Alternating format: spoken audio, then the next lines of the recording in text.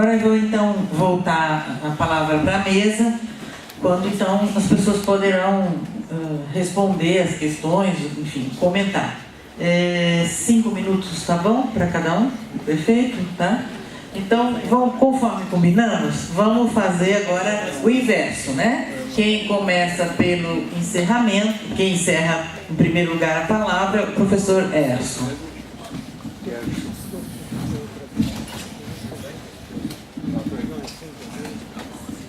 Eu queria responder então a...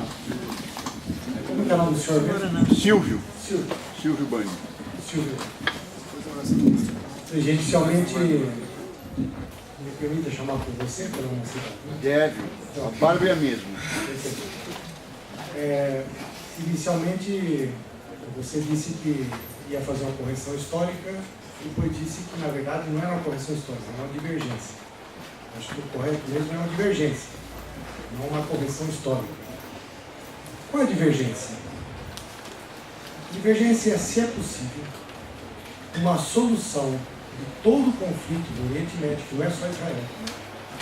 Ele é um ponto-chave, o Irã é outro ponto-chave, e tem a guerra do Iraque. Se é possível solucionar esses problemas, chegar a um ponto de paz, sob o domínio, sob as mãos dos Estados Unidos. Essa é que é a nossa divergência. Eu digo que não. Ali os problemas serão resolvidos se houver uma luta ferrenhamente anti-imperialista. É necessário um movimento anti-imperialista de expulsão dos Estados Unidos da Inglaterra, porque senão não haverá solução. Isso é uma perspectiva histórica. Você falou que é importante entender a história. Exatamente. Não há solução histórica sobre essas condições. Basta ver a Primeira Guerra Mundial, a Segunda Guerra Mundial, basta ver quem desenhou as fronteiras e quem, de fato, bancou a implantação do Estado de Israel. Não haveria possibilidade do Estado de Israel sem a Segunda Guerra Mundial. Sem as alianças que foram feitas para implantar o Estado de Israel. Não haveria essa possibilidade. Inclusive, a própria reconhecimento da União Soviética, que fez parte do campo vitorioso depois da unidade que acabou sendo feita com o outro lado contra os nazistas. Então veja que, vamos supor que seja possível os dois estados. Porque esta é a posição, inclusive, dos Estados Unidos. Também do Obama, mas antes, não é, Obama? Já havia acordo antes. Só que Israel disse, eu não deixo que votem os 5 milhões de palestinos aqui. Essa não retorno dos palestinos foi o que impediu o acordo. Não foi por parte do Fatah. Não foi por parte da autoridade palestina que fracassou o acordo. Foi por parte de Israel, que não admitiu o acordo. E por que não tem possibilidade? Por uma razão simples. Israel não vai permitir um Estado palestino armado. Tem que ser um Estado palestino submetido. Por que não haverá essa igualdade de Estados?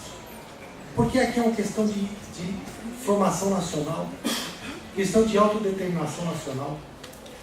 Os palestinos não terão autodeterminação nacional, porque o Israel ele é um ponto estratégico de intervenção dos Estados Unidos no Oriente Médio. Isso é história, e tem a ver com a economia, tem a ver com o petróleo e assim por diante. Se eu admito uma solução fora desse quadro, eu admito que o imperialismo é pacífico, que o imperialismo levará à paz. Isso seria falsear a história profundamente, porque quem fez a Primeira Guerra Mundial, a Segunda Guerra Mundial, e quem interveio no Iraque, e quem está intervindo no Afeganistão, e quem estava para fazer intervenção no Irã. Só não houve guerra no Irã porque os Estados Unidos se afogaram no Iraque. Se os Estados Unidos saíssem inicialmente vitoriosos, derrotassem, esmagassem ele ia para cima do Irã. Era o próximo à guerra. Os Estados Unidos não tiveram força para fazer isso. E certamente, claro, por certas divergências internas do imperialismo. Vamos lembrar que os Estados Unidos, eles intervieram no Iraque com o desacordo da França e da Alemanha. Por saber que isso reforçará as disputas internas das potências. Porque ali é uma disputa interna das potências. O agravamento da crise do capitalismo daqui para frente, ela vai colocar o problema das potências umas contra as outras, que até agora não se colocou em função do fim da Segunda Guerra Mundial.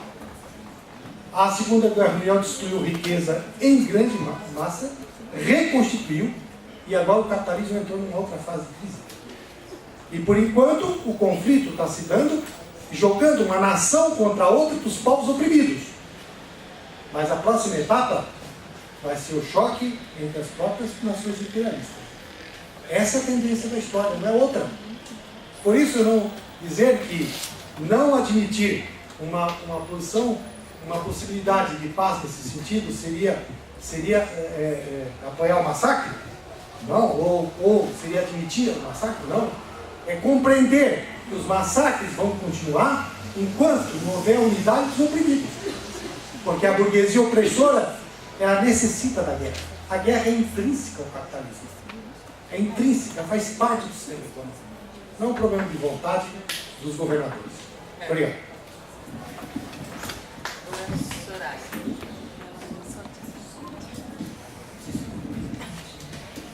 Obrigada. Bom, eu estava vendo essa plateia aqui, lembrando do que dizia o escritor palestino Eduardo Said. Ele dizia que ele gostava de não falar sempre para as mesmas pessoas que tinham as mesmas opiniões, e eu fico feliz com isso também. Porque eu acho que é uma oportunidade a gente se conhecer melhor, né? Conversar, conviver. Eu falei em convivência, não dá risada, estou falando sério. Eu falei em convivência, né? Eu acho que você devia abrir a sua mente, entendeu? Para ouvir o que a gente está falando e procurar leituras históricas também, em vez de dar risada quando as pessoas estão falando. Desculpa, qual é seu nome? Isabela. Isabela, você falou que ver um judeu defendendo seus direitos incomoda, né? Mas, na verdade, o Franklin colocou uma posição sionista. O Estado de Israel se coloca como porta-voz de todos os judeus no mundo. E eu acho isso uma pena para os judeus, de verdade. Eu acho isso uma pena, porque deveriam separar o judaísmo, que tem valores inestimáveis e contribuições enormes para a sociedade, desse sionismo criminoso que está aí, do que está fazendo nos territórios ocupados. Eu acho isso uma pena. Eu fico feliz de poder falar para vocês, de verdade, que vocês conheçam a gente. A gente não quer a morte dos judeus, jogar os judeus ao mar, nada disso. Nós não estamos falando de judeus, de judaísmo. Nós estamos fazendo a crítica a um Estado que está cometendo crime, sim.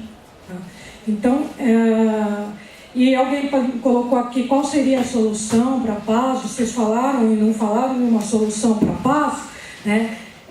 Eu acredito que um caminho é esse, é o conhecimento, é a gente se abrir para ouvir, é a gente refletir sobre o que escuta, né? É deixar um pouco as ideias prontas de lado e olhar para o outro como um ser humano que está falando para a gente, olhando nos olhos da gente, né? E está falando para a gente como igual a nós e que quer conviver com a gente, né? Eu acho que esse é um caminho, o conhecimento é o começo para a gente resgatar uma convivência que é histórica. Essa convivência é histórica entre os judeus e palestinos. Ela está prejudicada por uma ocupação. Negar a ocupação, eu terminei a minha fala falando isso, não faz bem para nenhum dos dois povos. Tá? Então eu não acho que essas ideias prontas que a gente compra de direito de defesa em território ocupado, como potência ocupante, que não deixa as pessoas nem irem e vir. Eu falei isso. Isso acontece, eu não estou inventando, isso não é conto da carochinha,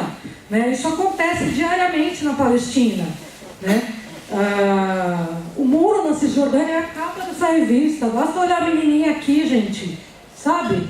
É não querer ver, será? E alguém questionou a limpeza étnica. A limpeza étnica aconteceu. A limpeza étnica aconteceu. Sabe, hoje tem internet aí para furar um pouco o que essa grande mídia tentou negar durante tanto tempo e consolidou essa imagem de que uma limpeza étnica não tinha acontecido. A limpeza étnica aconteceu. Eu falei para vocês que eu não ia contar a história do meu pai, não vou. Mas se alguém tiver interesse em conversar comigo, eu estou à disposição. Porque eu quero ouvir vocês, mas também quero ser ouvida. Obrigada. Boa. Tudo bem, você vai. Agora é Guedes.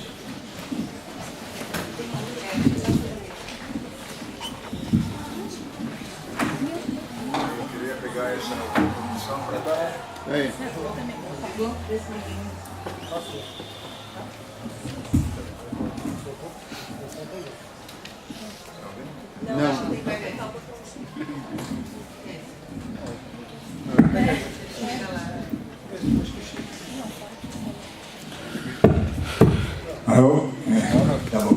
Eu queria retirar qualquer dúvida que começou com uma intervenção do meu amigo Silvio.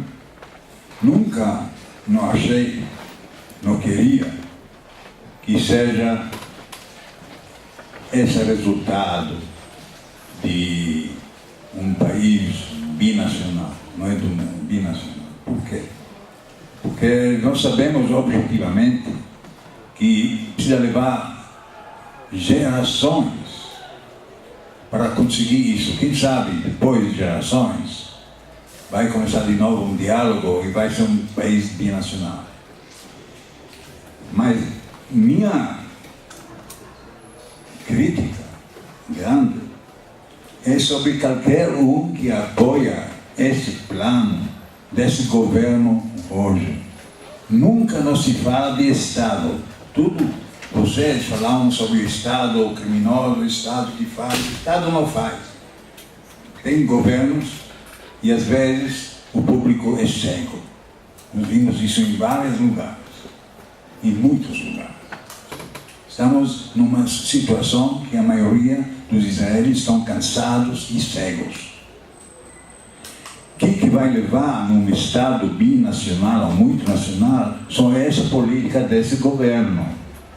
Porque, em vez, eu não completei, em vez que os árabes vão deixar o país, já tem mais de 1,5 milhão de israelenses nos Estados Unidos.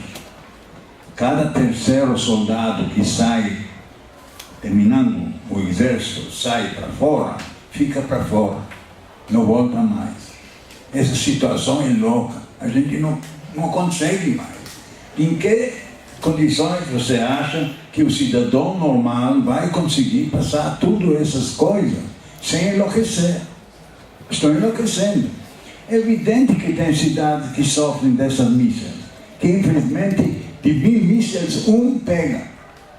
Mas essa guerra não é uma guerra assimétrica. Essa guerra é dentro de uma potência. Realmente uma potência, eu sei, eu sou membro dessa potência. Eu servi em 5 guerras, desde 48, 56, 67, 73, 82, e daí eu me aposentei. Não é fácil. Essa ideia que você está tentando de defender vai criar essas condições que daqui 20 anos, anexando essa ideia louca de Israel grande, anexando ela, não é eu que digo isso. Escuta depois, não é isso. Foi os demógrafos que falam dia a dia que se a gente vai continuar a anexar Palestina, vai haver uma possibilidade, dentro de 10, 15 anos, que a maioria vai ser de árabes. Tem uma, como chama, imigração negativa, muito grande. Eu estou falando de verdade. Agora, o Hamas foi um produto de Israel. Israel criou o Hamas. Todo mundo sabe disso. Negando a criação de Hamas foi de Israel. Por quê? Eles não queriam aceitar Arafat. Então, Arafat não foi um sujeito que pode conversar com ele. Quando Arafat já estava aceitando 2 estados para 2 povos, a liderança da direita de Israel viu o perigo. Daqui a pouco a gente vai precisar devolver todos esses lugares onde a gente ocupava. Como a gente fez, Begin fez isso como egípcia. Ele devolveu, em troca de paz, ele devolveu todo o deserto de Sinai. Então, qual foi o plano? Acabar com Rabin, e acabaram com Rabin, e acabar com Arafat, e acabaram com Arafat. Vocês observam, 3 anos ficou sem ver o luto ali, porque ele estava em favor de 2 estados para 2 povos. Isso é a verdade. O Hamas soprou, e com essa injustiça, com essa miséria que o povo palestino encontra em Gaza, em especial, num lugar de 35 quilômetros por 5, por 6, 1,5 milhão, ele pode enlouquecer. E com essa situação, cercados, é evidente que ele fica enlouquecido. A maioria dos palestinos são laicos. Agora, o que aconteceu? A liderança, por causa dessa insatisfação, ou por causa dessa demoralização que eles fizeram com a autoridade palestina, cresceu o Hamas. Eles queriam que o Hamas crescesse, porque eles vão falar: olha, estamos continuando a situação porque não tem como ninguém negociar. Isso é a verdade. Agora, o paz pode fazer só depois acabar com a ocupação. A gente não entendeu isso. Você não pode fazer paz com um país, com um povo que está ocupado. Nunca. Em nenhum lugar. Então, por isso eu acho que eu dei mais ou menos as respostas. Não é a minha ideia. Eles vão chegar a um tal ponto que eles vão conseguir isso. E isso vai ser catástrofe, porque não tem preparação para isso. E isso vai ser a situação. Hoje já é um Estado binacional, porque eles não têm direitos, mas eles estão ocupando tudo. Então, dentro dessa região que está ocupada, tem quanto? 5 milhões de árabes e 5,5 milhões de judeus israelis, enquanto dessas 5,5 milhões registrados, já mais de 1 milhão estão fora do país. Essa é a situação. Eu sou patriota, eu acho que eu sou mais patriota que muitos que eu conheço. Eu sou israelita e estou orgulhoso de ser dessa parte de Israel, que quero acabar com essa ocupação e falar: isso não é meu nome. Eu estou continuando a ser um israelita orgulhoso e eu tenho recibos. Muitos recibos. Muito obrigado. Muito bem.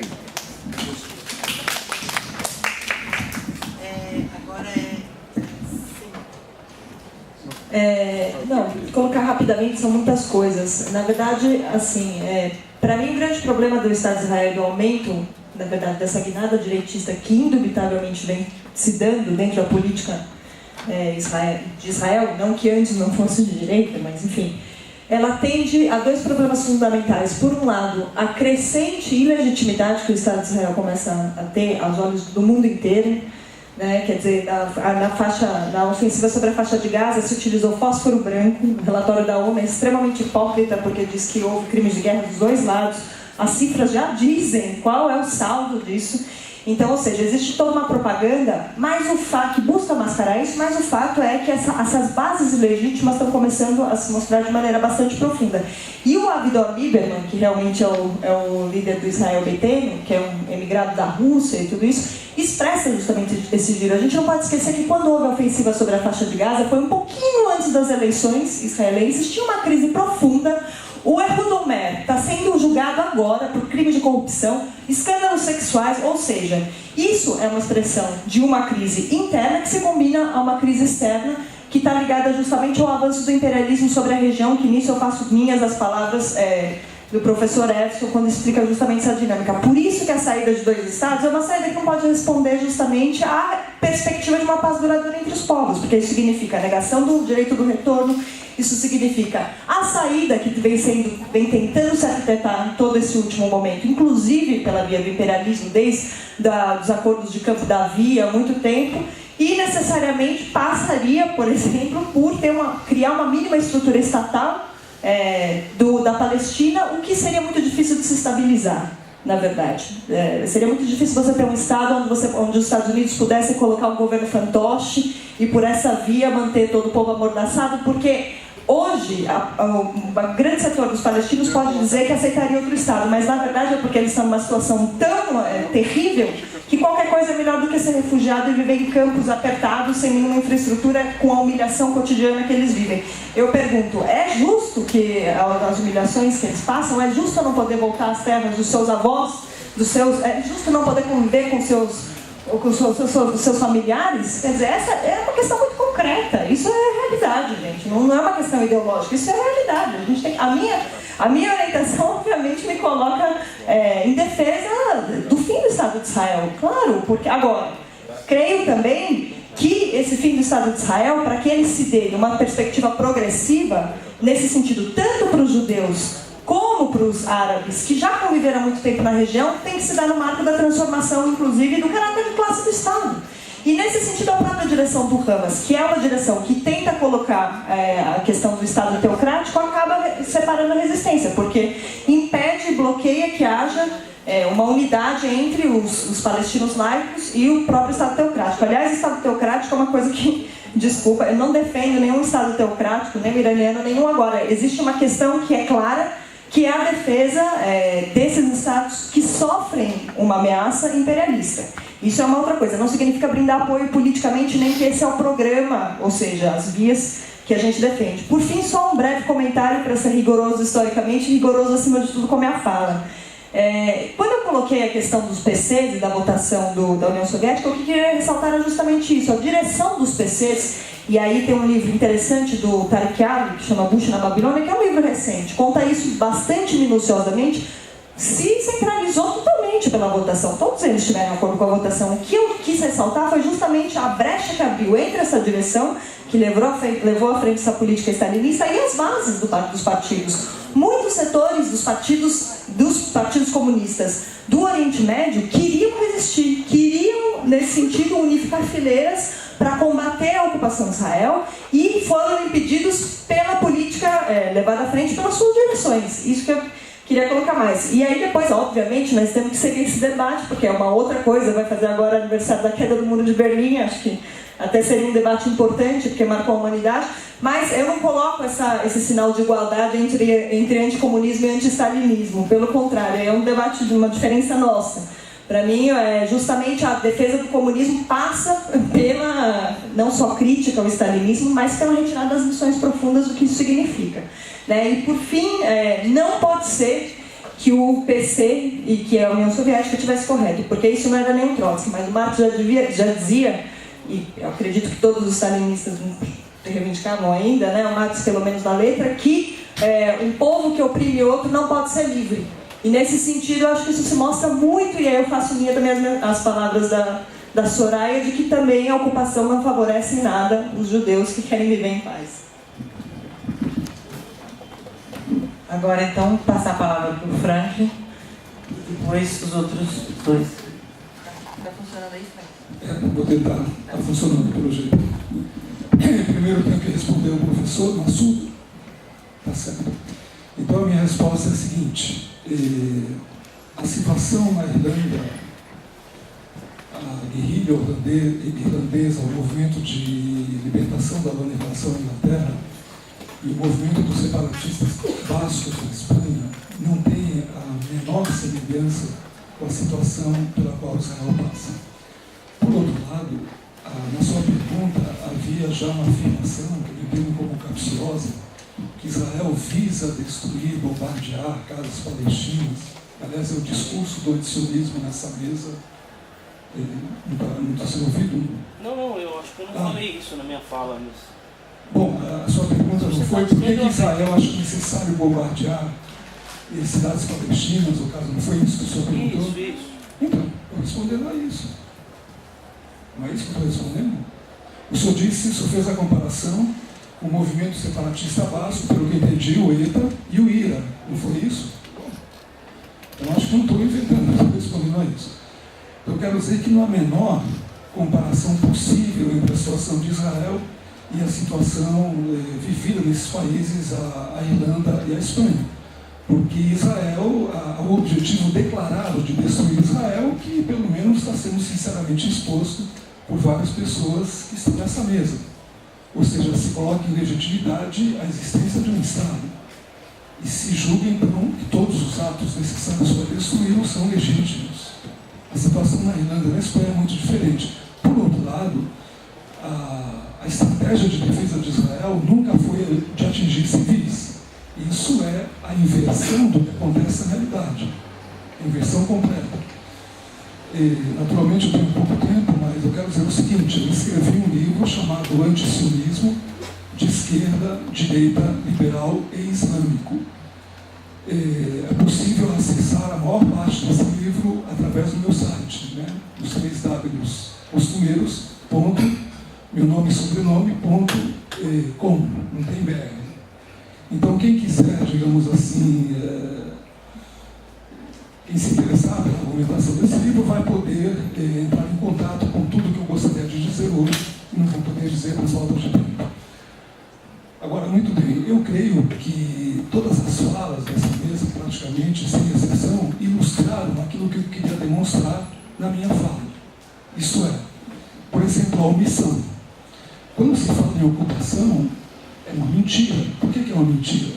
Porque Israel se viu às voltas com a Cisjordânia e se viu às voltas com Gaza, porque o Egito e a Síria, com a aliança da Jordânia, promoveram a guerra de 67.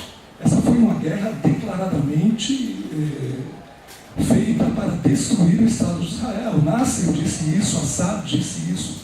Apenas Hussein foi mais moderado. Então, quando o Egito e a Jordânia se retiraram, respectivamente, de Gaza e da margem ocidental, isso quer dizer que esses dois países ocuparam durante 19 anos a Cisjordânia e Gaza, sem que jamais houvesse qualquer protesto contra essa ocupação.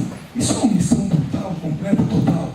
Mas pior ainda, a pior das omissões é dizer que Israel é responsável pela situação terrível que estaria sendo vivida pelos habitantes da Cisjordânia e de Gaza. É uma mentira completa. Todos os dados mostram que quando a Jordânia e o Egito se retiraram desses territórios, o nível de vida em todos os sentidos, as primeiras universidades, a primeira universidade de Gaza e da Cisjordânia foi feita com a retirada da Jordânia e do Egito. Israel não oprimiu absolutamente as populações. O nível de vida, a renda per capita, a diminuição da mortalidade infantil, que é o melhor índice de qualidade de vida que existe, reconhecidamente, o índice de mortalidade infantil caiu extraordinariamente. Eu usei vários argumentos aqui que não foram respondidos absolutamente. Por exemplo, se nega que é mentira que Israel praticou a limpeza étnica. Eu demonstrei com dados de 300 mil cidadãos árabes. Em 1880 se passou a 1.248.000. De 600 mil que ficaram em 48, se passou 1.400.000 agora. Que diabo é esse de limpeza étnica? Quem se atreve a falar isso? A não ser que esteja mentindo deliberadamente. E por que não tocaram no tema de que de 750 mil judeus sobraram menos de 5 mil nos países árabes? Isso é limpeza étnica. É para dar apenas um exemplo. A argumentação antisionista é totalmente vergonhosa, é abjeta. Ela consiste em omissões de fatos, ela consiste em inversão de fatos, ela consiste no uso do critério de 2 pesos e 2 medidas. Não há uma afirmação na argumentação antisionista que resista ao peso dos fatos. E principalmente, a interpretação que eu dei à atitude da esquerda não foi contestada. A esquerda, ou essa pseudo-esquerda, que usa Israel como bode expiatório, essa pseudo-esquerda está ocultando os seus crimes terríveis, atribuindo-os a Israel. Ela está fazendo com Israel a mesma coisa que a direita alemã fez com os judeus. Exatamente a mesma coisa. Quem acusa Israel de nazismo só pode ser uma pessoa profundamente equivocada do ponto de vista ideológico, do ponto de vista ético. Uma pessoa que acusa Israel de nazismo é uma pessoa, digamos assim, que não pode ser levada a sério. O discurso da pseudo-esquerda, o discurso antissionista, é um discurso falso do começo ao fim. Finalmente, a última colocação. Eu jamais defendi o que é chamado de ocupação. Primeiro, não concordo com o termo ocupação. Porque quando Israel se viu às voltas com a Cisjordânia e se viu às voltas com Gaza, Israel não implantou um governo militar nas cidades palestinas. Israel se limitou a cuidar das suas fronteiras. Os assentamentos israelenses não foram roubados, as terras não foram roubadas de proprietários palestinos. Isso é uma mentira. É perfeitamente compreensível que um país que tem 18 quilômetros na sua fronteira mais estreita, que já foi atacado 4 vezes, né? O próprio Nistel não nega isso, ele lutou em 5 guerras, ele sabe disso. Um país com esse histórico não tem como não tomar uma medida de defesa. Mas Israel não ocupou. Eu não defendo que Israel domine a Cisjordânia, é absurdo. Ninguém defende isso. Os partidários da Grande Israel devem se contar entre 2% da população israelense. Os partidários da Grande Palestina são 99% dos palestinos incitados, manipulados por suas ditaduras. Não é uma posição deles, espontânea. Eles agem igual, da mesma maneira que os alemães, na época do nazismo, agiram contra os judeus. Então, sim, o antisionismo é uma forma de antissemitismo. Não tem a menor dúvida quanto a isso. Há 22 países islâmicos, há um país judeu, há vários países cristãos. Por que um país judeu não pode ser judeu? Principalmente quando não oprime as suas minorias. Que argumento é esse? É um argumento totalmente absurdo, vergonhoso, abjeto. Em Israel, os cidadãos árabes votam, os cidadãos circassianos votam, os beduínos votam, os drusos votam. Então, não adianta esconder o sol com a peneira. É absurda essa argumentação. Então, o que eu quero dizer é o seguinte: todos esses pseudo-argumentos que a gente ouviu da parte dos defensores do antisionismo, eu respondi a cada um deles com todos os dados possíveis no livro O Antisionismo de Esquerda, Direita Liberal Islâmica. Porque existe sim uma coalescência, existe uma coalizão totalmente contraditória entre a esquerda e a direita, que quer se não cercar do que ela fez durante